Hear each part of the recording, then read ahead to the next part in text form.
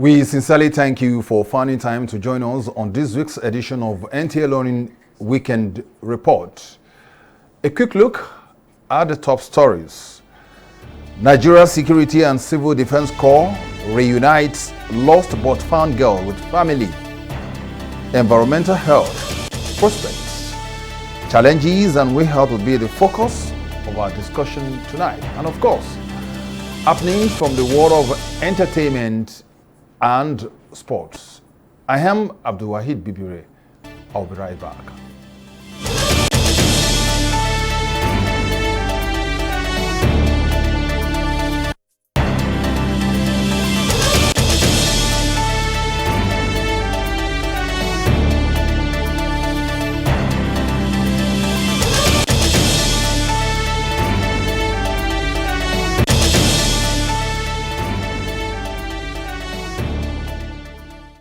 Now the news.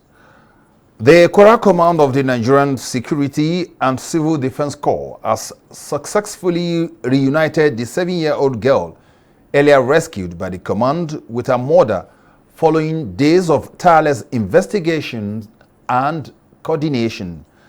The little girl who was found wandering around Tanke area of Ilorin was initially rescued and taken to the NSCDC Tanke Division by a compassionate resident.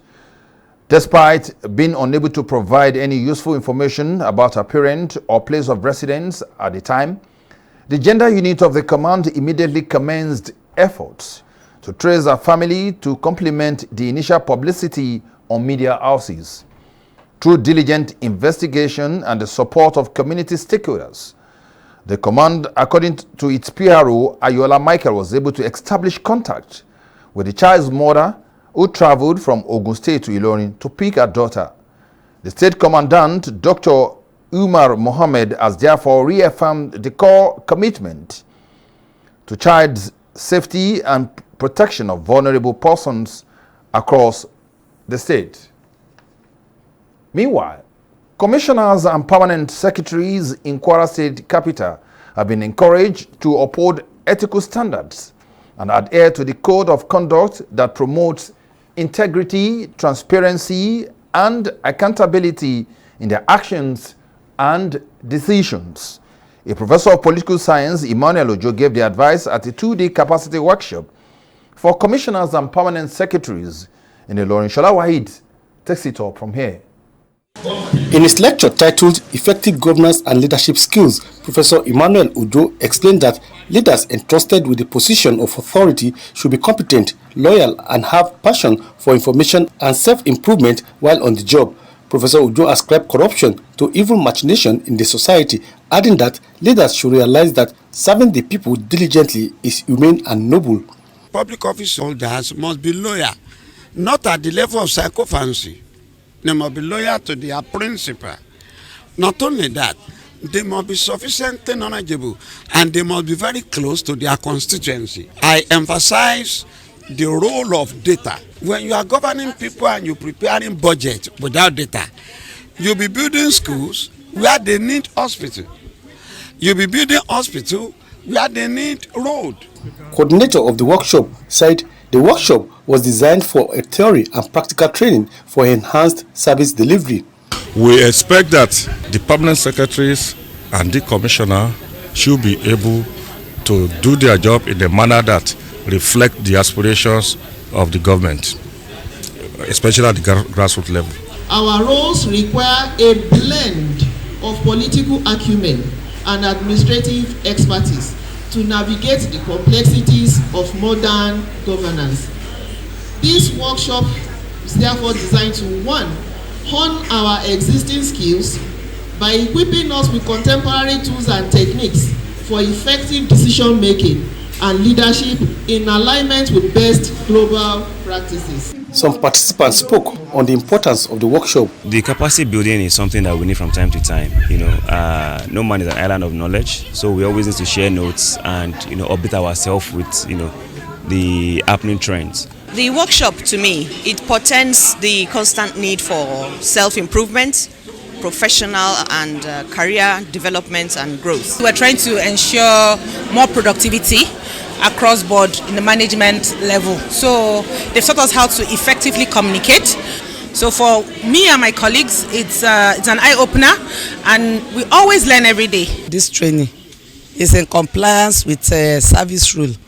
The civil servants and people of our level should be trained and retrained so as to enhance our productivity. That a good governance should also look at what legacy will you leave behind to the benefit of the people. So most of these elements put together, we are able to learn a lot, and it's an eye-opener, and it enriches our knowledge in governance and leadership skill.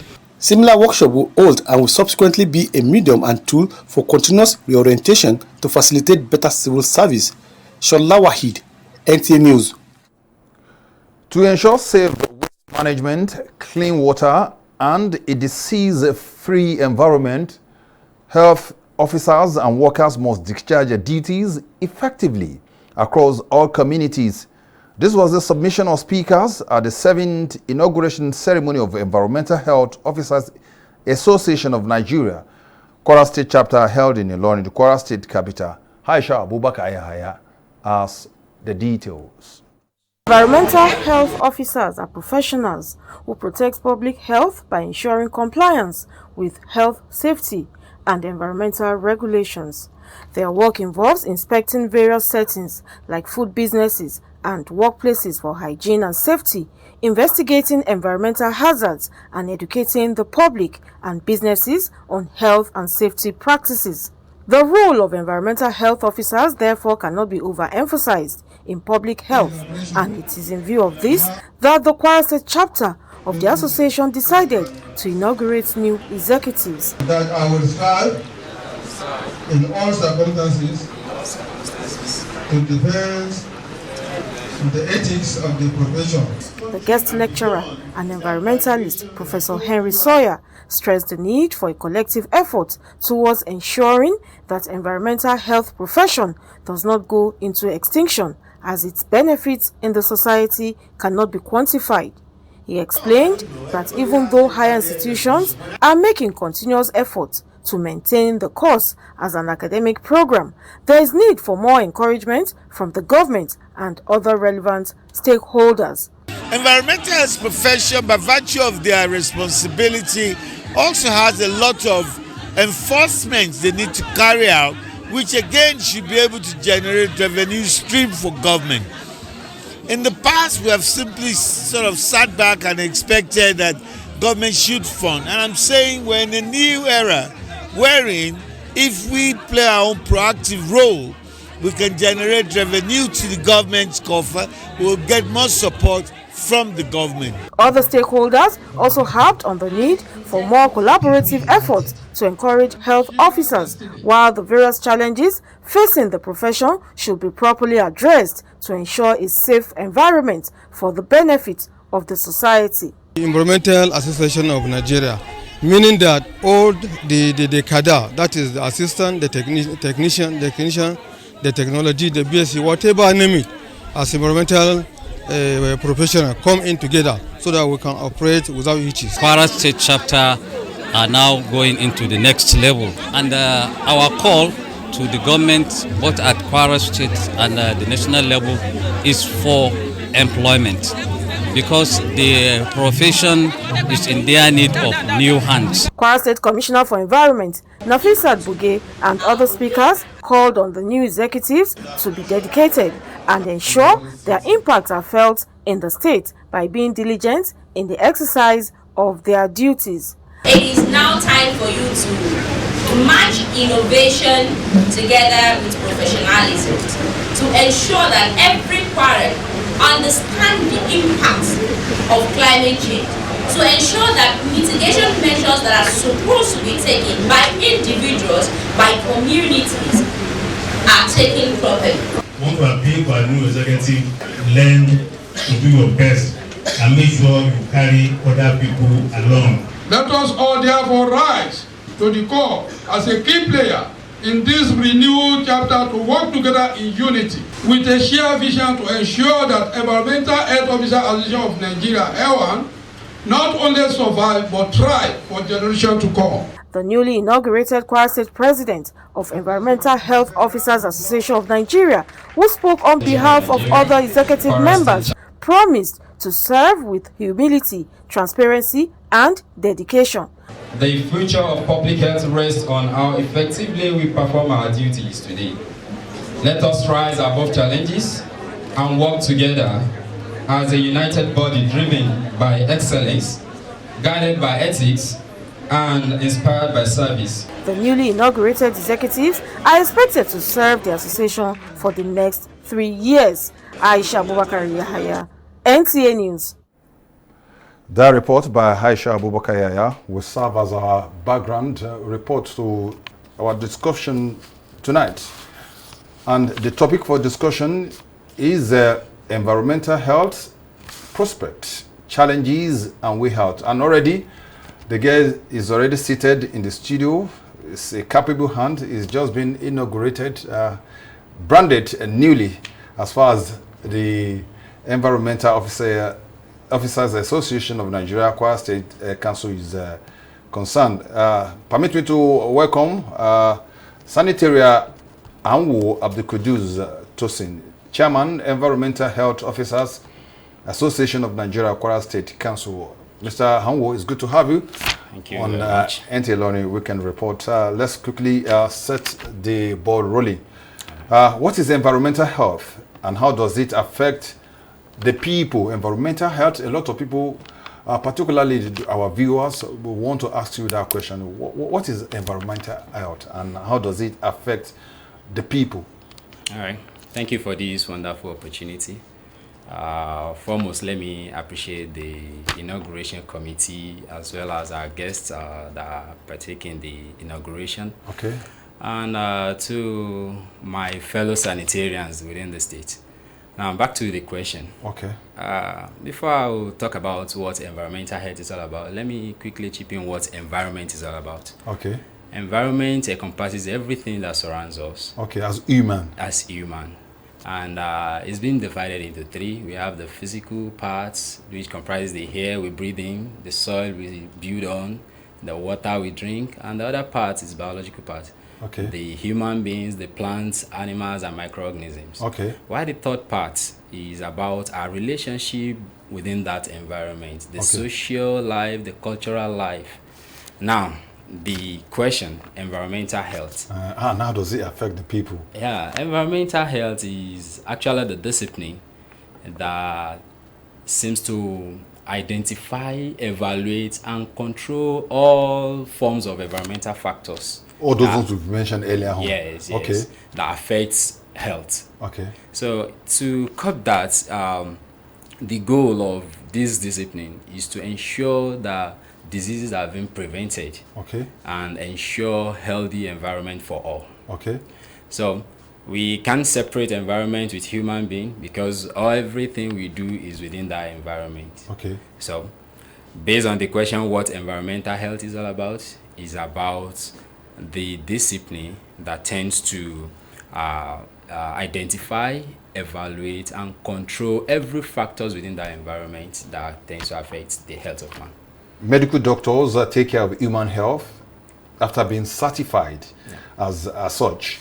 What qualifies an individual to be an environmental health officer? Now you've talk about objectives, what environmental health is all about. Yeah. For you to become a member, for you to become a certified environmental officer, what are those things that qualifies you? Yeah, despite the fact that we have several cadres, several professions within the health sector, environmental health is all about preventive medicine. Okay. So to become an environmental health officer is a profession. Okay. And to become that professional, you have to acquire academic qualifications. Okay. We have Bachelor of Environmental Health Sciences that has been acquired from the universities. Okay. Okay. We have HND, ND in Environmental Health Technology. Okay. In colleges of health technologies and so on. Okay. And then with all these qualifications, there is need to be registered and licensed under our professional body, ECON. For you to become a professional, yes, to practice, to function effectively. Yes, after acquiring all these academic certificates, you must be registered and licensed by our professional body, which is ECON, Environmental Health Council of Nigeria. And that gives you room to operate. Practice and operate legally with several laws that guide the profession. We have the public health laws, we have sanitation law within our state here. Okay, now you have one that's acquired certificates, qualification, and what have you. You are a registered member now with the association. Okay, can somebody just practice privately, not under government or association? Sure. The profession actually, this environmental health work is not a small aspect of health. Okay. So the government health workers alone cannot do everything. So there are people who are licensed and registered, such as the waste collectors within the communities. They were trained on how to collect the waste, because waste is what we generate every day based on our activities. So several people are actually bring into the profession for certain tasks, not all the tasks. So if you want to become a service provider like a waste collector, yes, you come in, we train you, you get registered and licensed for that privately for that. Okay.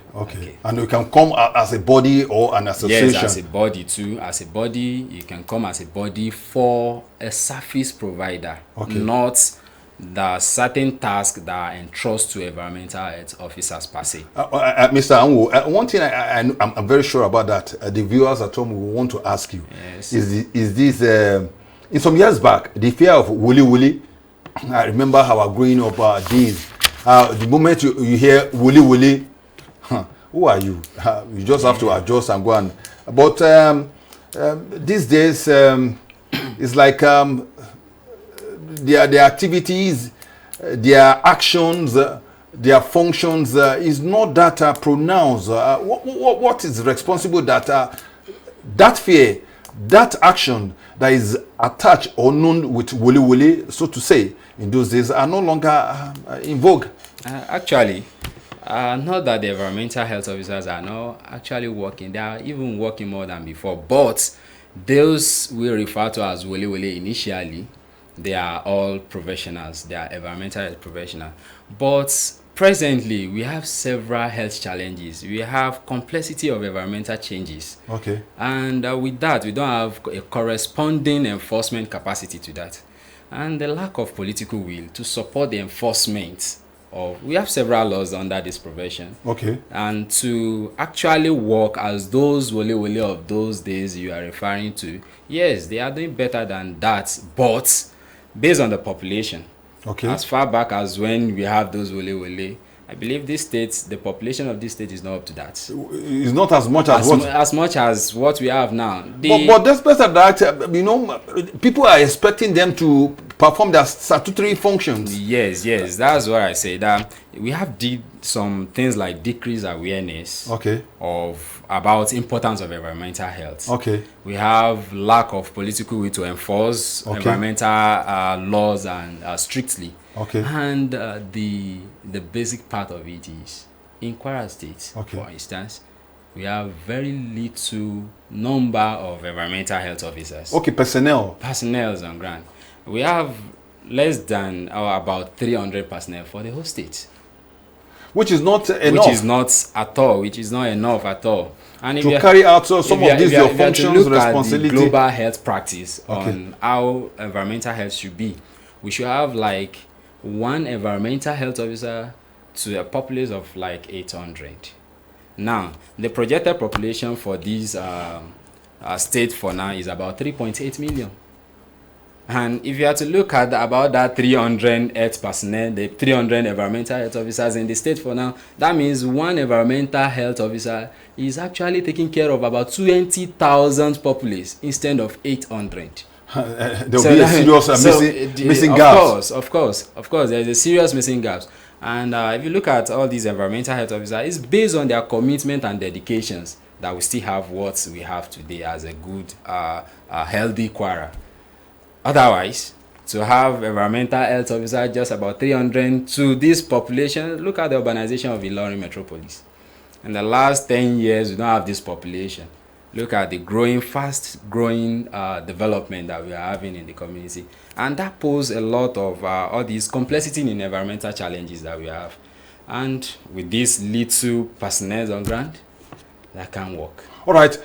If we are to be out of these challenges, so to say, what steps will you recommend that we should begin to do as a state, as a nation, as a community, and as people generally? Yes, that's the best way to solve environmental health issues, actually, to work hand in hand with everybody. But the basic thing starts with the government. Yes, the government of the day, government of Malam Abdurrahman Abrazak, is actually working and is a man of the people. He's doing a human's job. Yes, and it's actually about how Kwarans will live a healthy life. Okay. But notwithstanding, with these little numbers of environmental health officers, there should be more recruitment. If you are to look about these 3.8 million of people, then we need about 5,000 health officers, environmental health officers. Okay, apart from recruitment, what other things do you think we should do? Yes, training of health workers, then giving logistics to environmental health workers. That means remuneration is not key. Yes, the take-home pay. The take-home pay, for now, I would say the government is trying. Okay. But there are certain funds that should be given to environmental health sector to motivate. Make sure, not for personal benefit, but for their own work. Yes, we need certain equipment to work. If you have to create all these waste management issues, we want to manage the waste, we need certain things to do that. For us to achieve a healthy environment and healthy environment for all, then we must all work hand in hand. The community should be a surveillance to everybody, be a watching guide, and the individuals too should partake in their personal hygiene, environmental sanitation, and make sure that all this monthly sanitation exercise that we do, they partake and adhere strictly to the environmental laws in the state. Thank you. Kudus, you've really shed us light as far as your activities, what the environment is all about, the laws guiding environmental practitioners, the private practice, the association, what government need to do as far as the environment is concerned. We sincerely thank you for finding time to join us on the program. Weekend Report continues after this time out.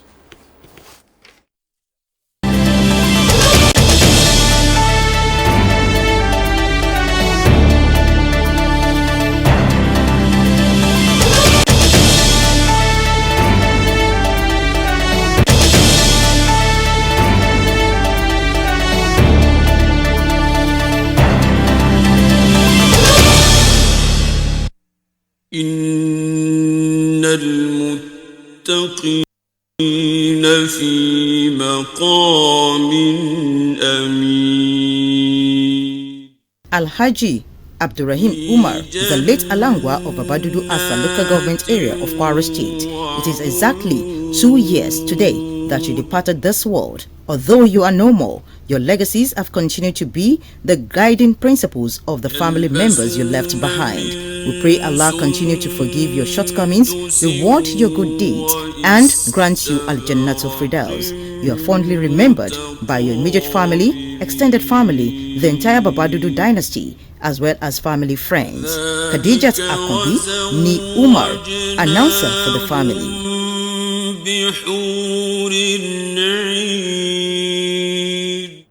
And now, entertainment news. The 68th edition of the Grammy Awards has officially announced its nominees with Nigerian Afrobeat stars, making a thunderous impact. Correspondent has details of these and more from the world of entertainment. Boy, Davido, Wizkid, Ira Star, and Omale are all up for major honors as Africa's sound continues to rise on the global stage. The nominations reveal a confident moment for Afrobeat and for Nigeria. It's a sign that its stars are shaping global music like never before. The Recording Academy's Best African Music Performance category features several familiar Nigerian names like Burna Boy, Davido, Omale, among others. Burna Boy also breaks through beyond Africa-focused recognition, landing nominations in Best Global Music Album for his 2025 album No Sign of Weakness. Meanwhile, actress Tonto Dike has urged fans to prioritize kindness and empathy, particularly in the wake of Regina Daniels' marital issues. Tonto Dike highlighted the importance of treating others with kindness and respect, especially during difficult times, emphasizing that life is unpredictable and can change in an instant. She stated that it's easy to rejoice over someone's downfall, but one never knows when they might find themselves in a similar situation. Mutiatu Lushola, NTA News.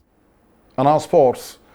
Super Eagles striker Victor Osimhen, Super Falcons forward Rasheedat Ajibade, and several other Nigerian stars will know their fates at the 2025 CAF Award ceremony slated for November 19 in Rabat, Morocco. Abdulmumin Abdulwakil is our guide on sports tidbit. Striker Victor Osimhen, Super Falcons forward Rasheedat Ajibade, and several other Nigerian stars will know their fate at the 2025 CAF Award ceremony slated for November 19 in Rabat, Morocco. The Confederation of African Football announced on Friday that the glamorous event will begin at 6 p.m. Nigerian time, celebrating the finest African talents who have excelled for both club and country. Osimhen, who currently starts for Galatasaray, is looking to reclaim the CAF African Player of the Year award he won in 2023 as he faces stiff competition from Mohamed Salah of Egypt, Hakimi of Morocco, among other African star players. More so, the Nigerian Football Federation says it will protest FIFA's appointment of South African referee Tom Agbongila to officiate the Super Eagles' crucial 2026 World Cup playoff against Gabon. In FIFA's list of officials for the November 13 clash, Agbongila will be assisted by another from Angola and South Africa. Sports tidbit wraps it up on NTA Ilorin Weekend Report. Thanks for being part of the show. Join us at same station, same time next week for another interesting edition of the program. Until then, have a lovely week ahead. Good evening.